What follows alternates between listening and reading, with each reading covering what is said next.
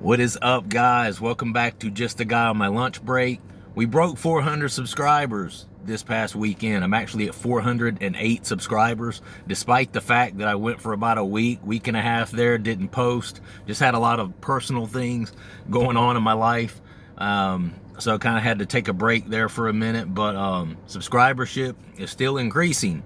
So, I'm on here just bullshitting, just for whatever reason, man, people like to hear what I have to say. Could just be because, people come on and they're like, oh, this person obviously shares some similar struggles to what I am experiencing. And a lot of times just the camaraderie of that and just feeling like you're not the only one, that there are other people out there who can actually empathize with what you're going through. That in and of itself is very, very helpful, and it's the same thing when you go to, a support group or a therapy group. Well, how is a support group helpful? Well, let's think about this. There are other people within the confines of that room or that group who what? Understand what you're going through, right? They've been through it, either in the same way or in a similar way. You have shared similar struggles with this particular person or with this particular set or group of people. That in and of itself is helpful to the psyche, right? So if you have this relationship going on with Kratom, whether you're good with it and you're satisfied with it, or whether it's a concern for you and you're wanting to curtail your use and just switch up your relationship with Kratom and make sure that you're not going down that horrible, rabbit hole of, just getting caught in that Kratom trap to where you're just having to take it and you're up to these ungodly doses and ungodly amounts every day. And then when you try to stop, you're having these terrible withdrawals. And this is, you can get in this back and forth, this vicious sort of cycle or circle with something like Kratom.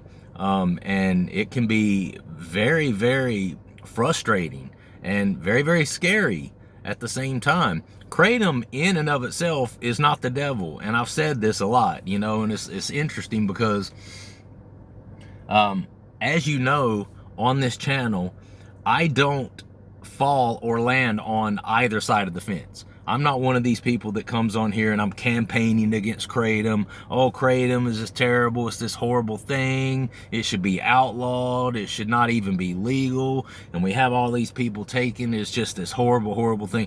I'm not that guy. But I'm also a realist.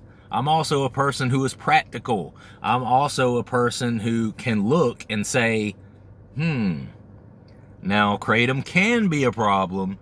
Kratom can be an issue, and Kratom absolutely is a detriment and an issue to a large number of people. How do I know this? Because I'm one of them. It became that way for me. How else do I know this? Because I read your comments. I see the comments on a daily, regular basis. I'm not saying Kratom is the devil.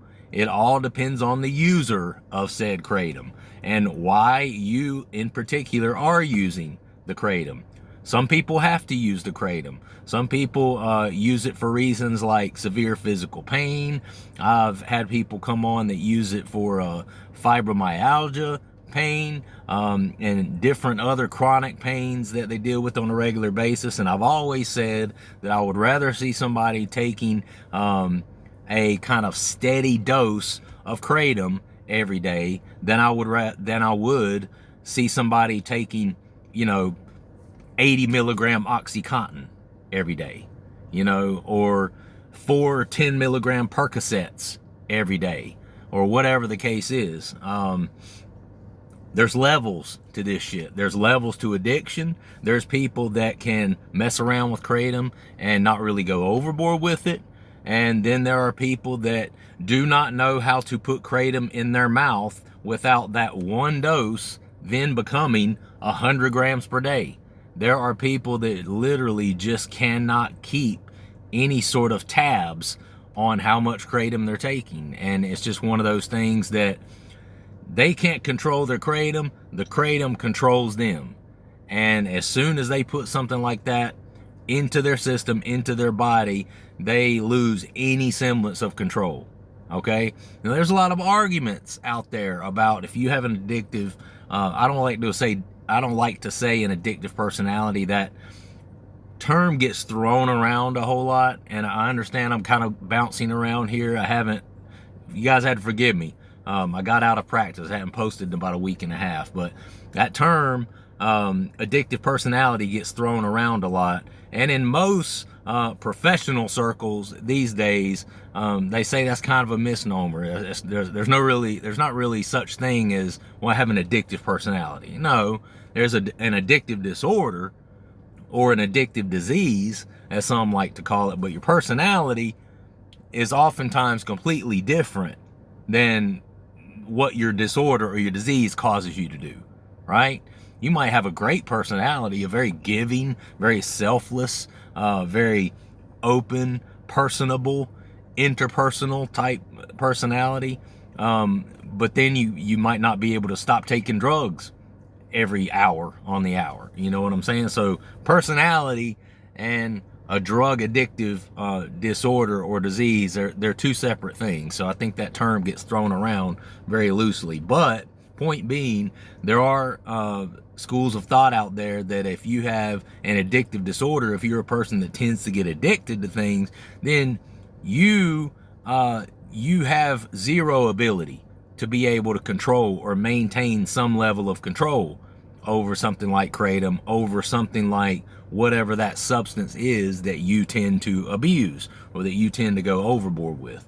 I don't necessarily completely disagree with that school of thought, but I also think that no matter how you slice it, whether that is a fact, whether if you have an addictive disorder and there, like I said, there are people that think you just absolutely have no ability to control that. But then there are people that will swear up and down that you do have the ability to control it.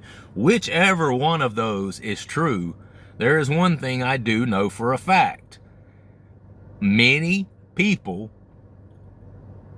despite which is right or wrong, are going to absolutely try to control it. And they're going to continue to try to control it.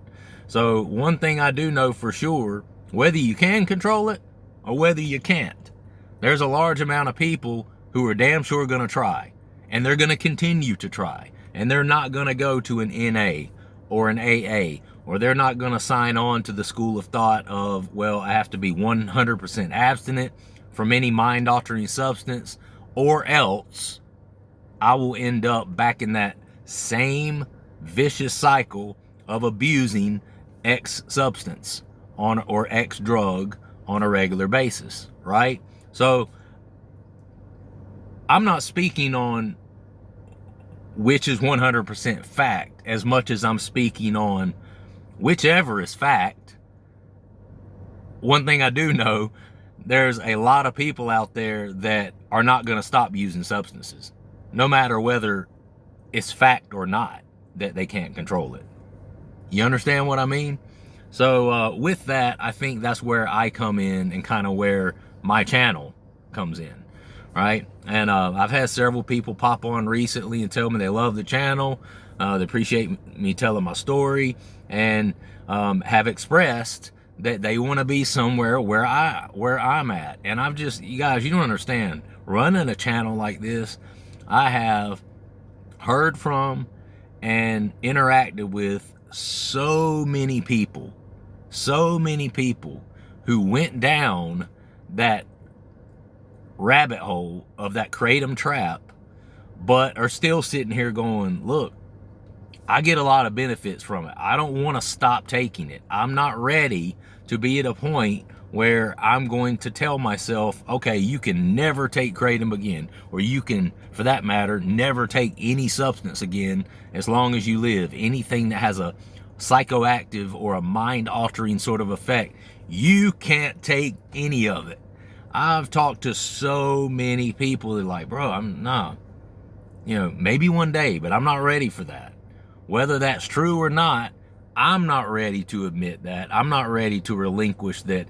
That's where, that's where my future in terms of mind altering substances is headed, you know? And it's one of those things where, again, right or wrong, that's where a lot of people are with it. And there's some people that, have accepted. And a lot of times I think it's better if people, there are a lot of people who accept it at a very young age. Like, I can't use stuff like that because it just makes me into this person that I just do not want to be in every sense of the word. And, I always end up going down this horrible path of negativity when I began to take mind altering substances. And then there's other people who are like, yeah, sure, I've had a few negative consequences here and there, but I'm not ready to throw in the towel on, trying to have a healthier relationship with something like Kratom yet, right? And I hear from a lot of people who are in that situation, and I'm basically in that situation, and I have definitely been a person who has received a lot of positive benefits from the use of Kratom, right? But I've also gotten to a point where I've overused it. And I've also gotten to a point where my mind, specifically my mind, not so much my body, but a little bit my body too, has kind of thrown in a red flag or thrown up a warning sign and said, hey bro, this is too much. This is no longer a health benefit for you. This has now become a health detriment to you. And nobody wants that. And I don't want to see anyone in that situation, right? So that's one of the reasons I do this channel, just to try to help people understand that there is a real dynamic there. And Kratom means different things for different people. I just want to be 100% clear about that, right?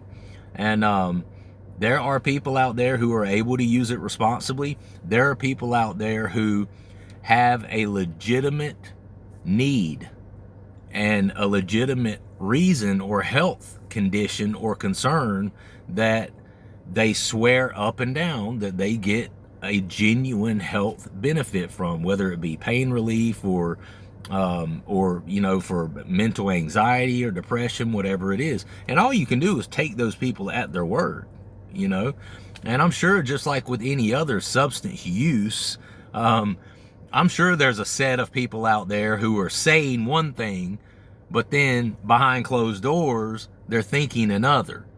In other words, they're saying, oh, I'm good with you, I don't have any problems with it, this and that and the other, but then behind closed doors, they absolutely have a problem with it. They absolutely are not satisfied with what their current relationship is with something like Kratom.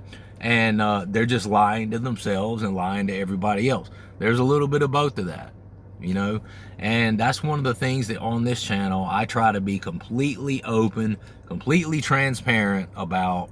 I try not to, again, I try to be objective on here and not subjective. And I try to understand that there are some people out there that use Kratom responsibly. To those people, it's all good, man. It's no different than somebody being a social drinker and, having a few drinks on the weekend or going home and having a drink in the evening. I mean, how does a person who is just a social drinker, not an alcoholic, who goes home and has a couple of drinks in the evening, gets up next day, goes to work, handles all their responsibility, loves their family, provides for their family, maintains a career, maintains a job, but still has those couple of drinks or few drinks in the evening? What is the difference in that person and a person who takes Kratom maybe once a day or once every couple of days, or even if they take it a couple of times a day or once a week or whatever it is? What is the difference in that social user and that social user of alcohol and a social user of Kratom? I'm one of those people that feels like there is no difference. There is no difference. And while I will concede to and agree with the fact that there are in my opinion, some people out there, at least at the point they're at in their lives right now, that are just unable to control it and are shown to not be able to control it. And I've also heard from those people. I've heard from people on this channel who are taking 100+ grams of Kratom per day. No judgment, but I still, as I'm sitting here saying it out loud right now, I cannot wrap my brain around it. I'm just like, mind blown. How can you get yourself up to that amount, you know?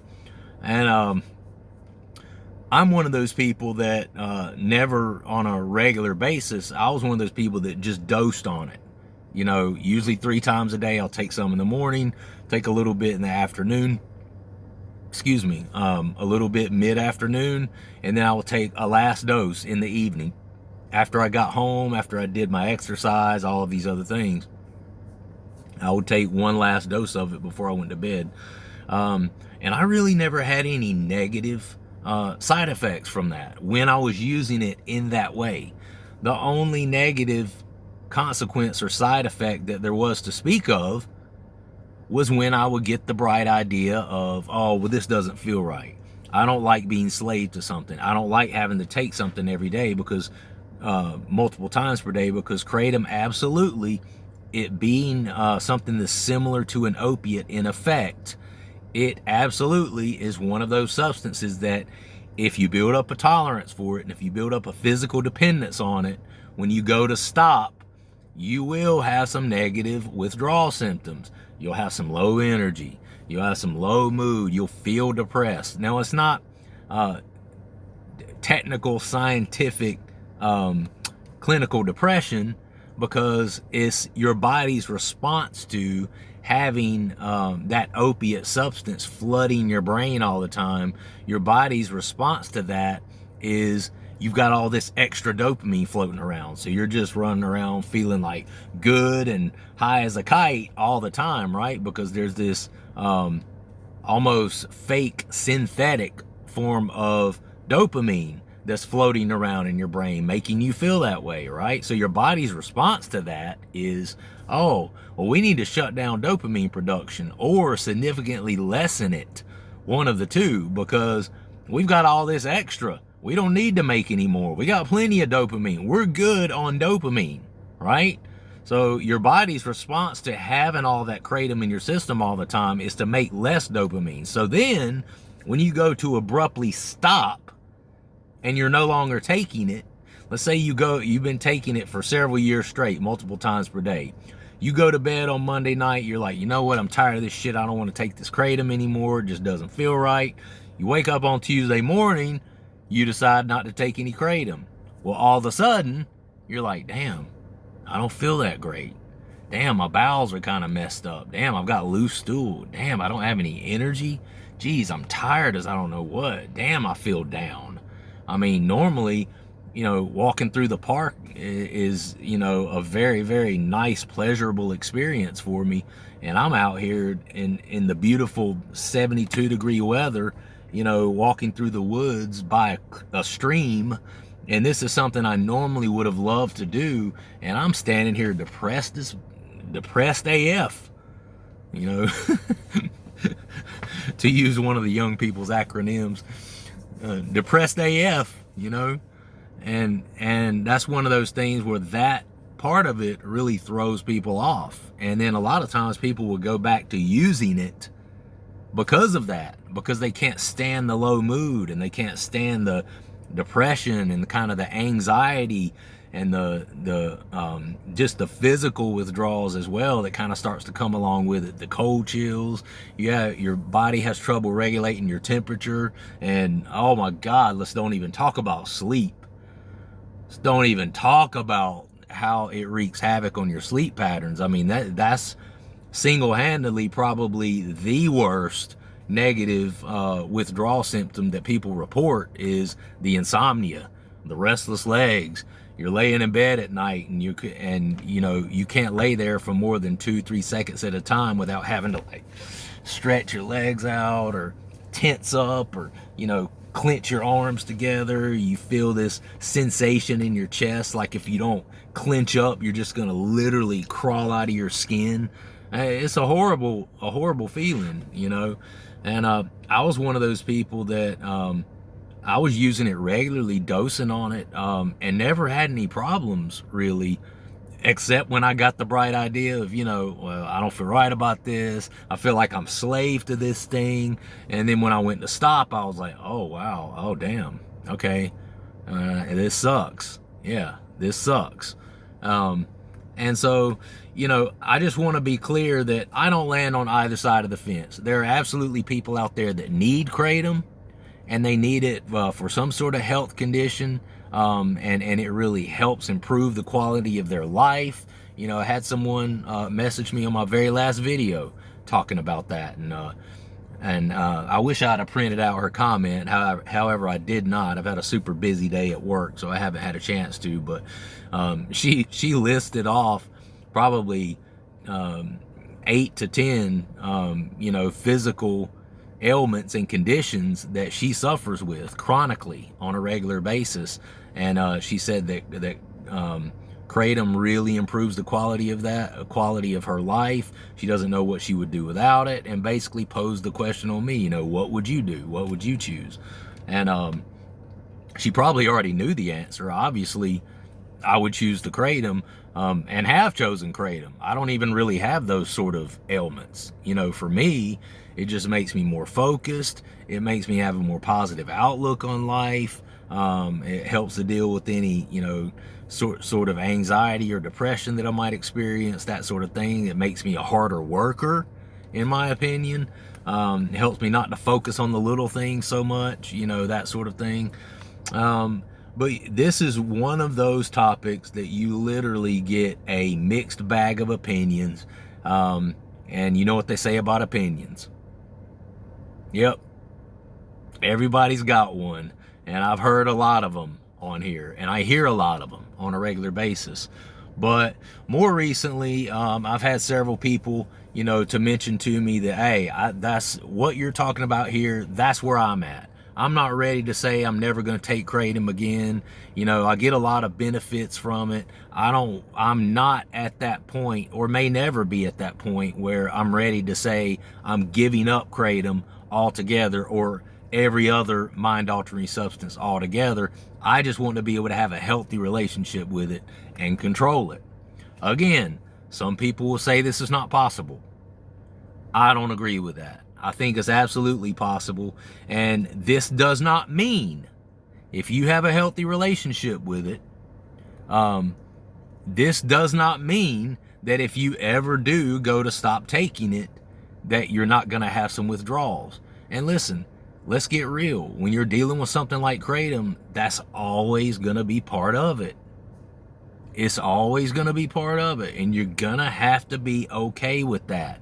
In here and in here, you're going to, no matter how much benefit Kratom gives to you, and even, you know, we talk about putting the pros and the cons on a scale, right? We've talked about that before. If the pros of you taking Kratom regularly far outweigh the cons for you, if you can give an honest assessment of what the pros and the cons are for you, and your pros are way up here, and in all honesty, the cons are way down here, and you can come to that conclusion in your own life, then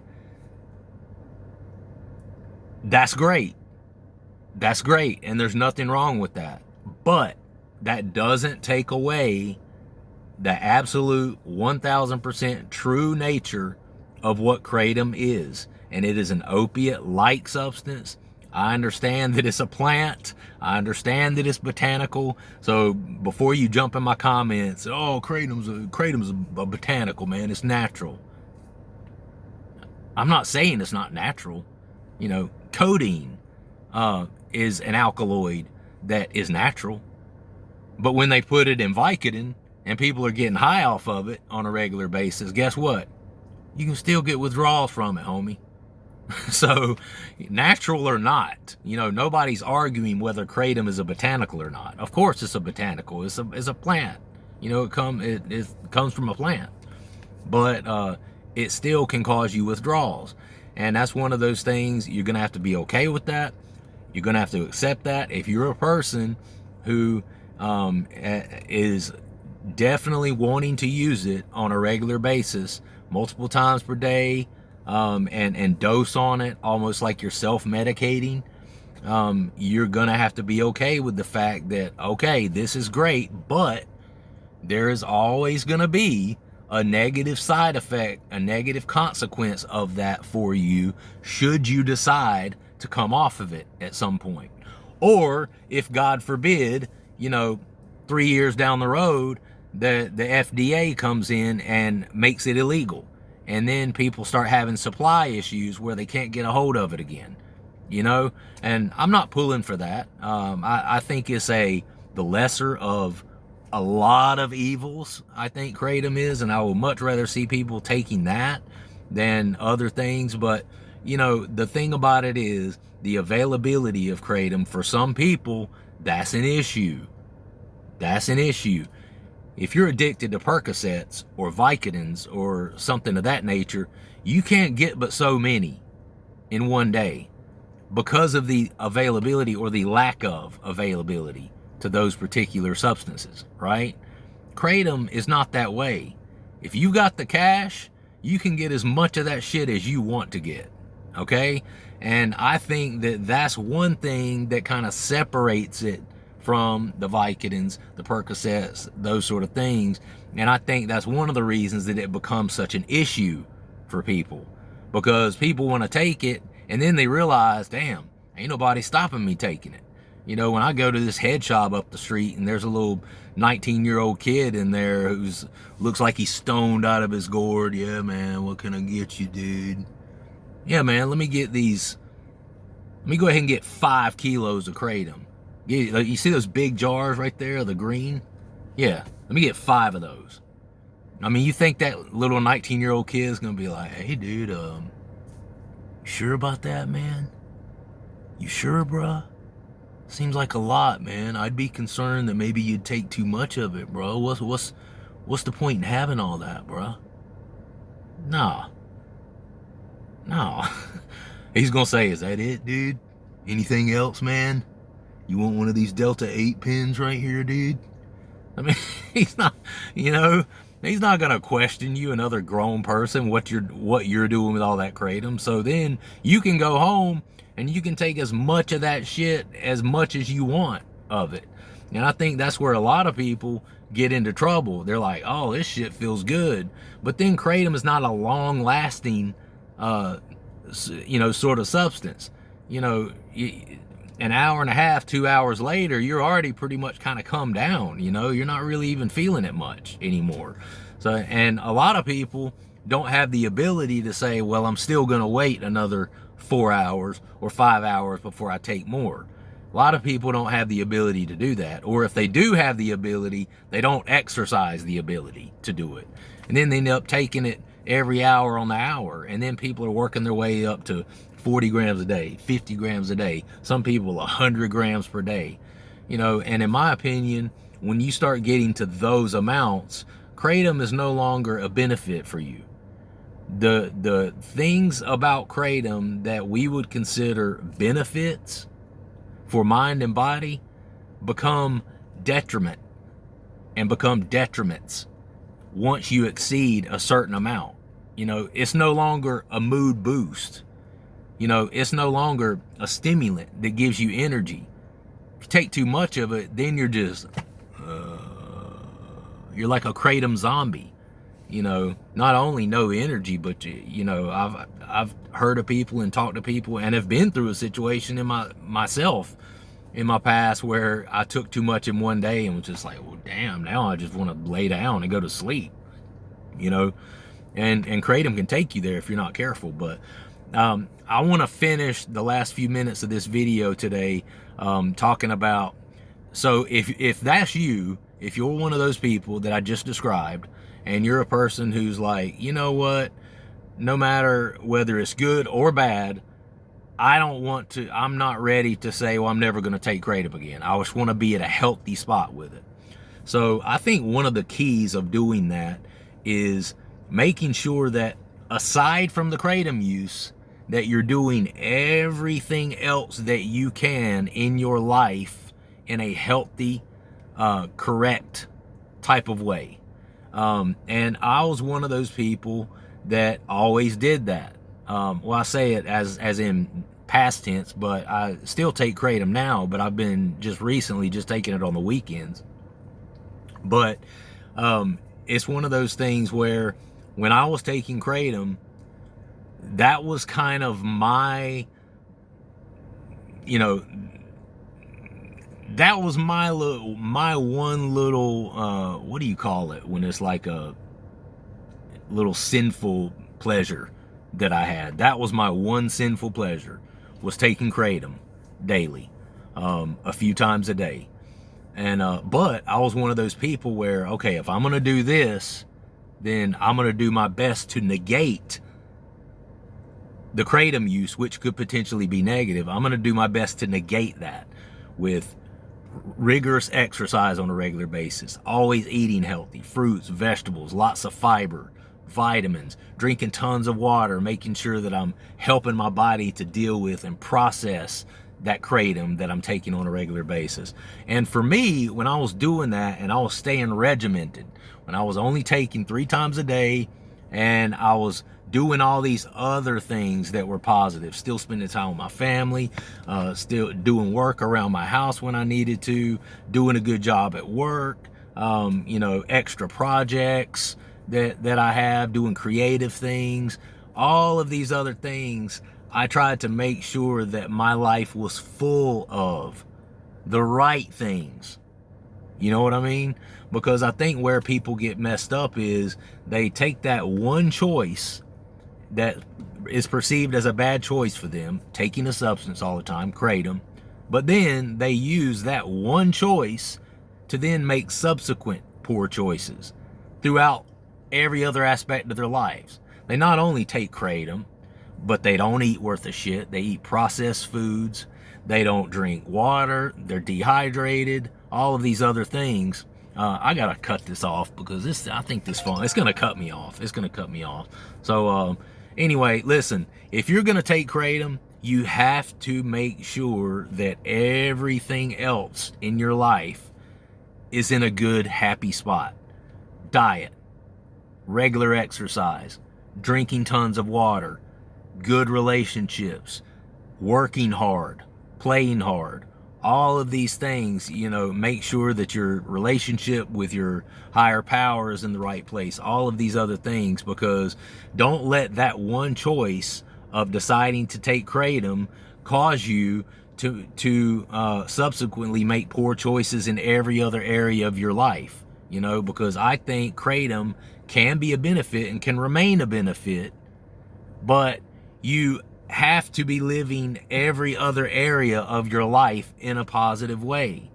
You can't take Kratom but then sit around all the time and eat processed foods, and sit around all the time and drink soda, and sit around all the time and scroll through your phone or watch TV, or sit around and be lazy or lay out of work from taking Kratom. You can't do those things, because if you do that, Kratom is going to start taking up more and more and more and more of your life. The more positive engagement and the more positive activities you have in your life from minute to minute, hour to hour, day to day, then you will be able to process, or you will be able to progress and live with a lesser amount of Kratom. More good things you have, less Kratom, a smaller amount of Kratom is easier to get by with. If you're doing a bunch of crappy things in your life all the time, and you're not doing anything to engage yourself in life, you're just sitting looking on your phone, watching other people live life all the time, then you're gonna end up filling those moments and those hours and those days with more Kratom use. Do other things to make yourself feel good about your life, okay? And then you can get by on lesser amounts of Kratom. All right, if that makes sense. I'll try to elaborate on this a little bit more on my video tomorrow, but I gotta go. Love you guys. Gotta call my wife. subscribe to the channel if you've not. The content is free, and I just really appreciate all the support. I'm pulling for you guys out there. Keep doing your thing. All right, we'll talk to you later. All right, peace.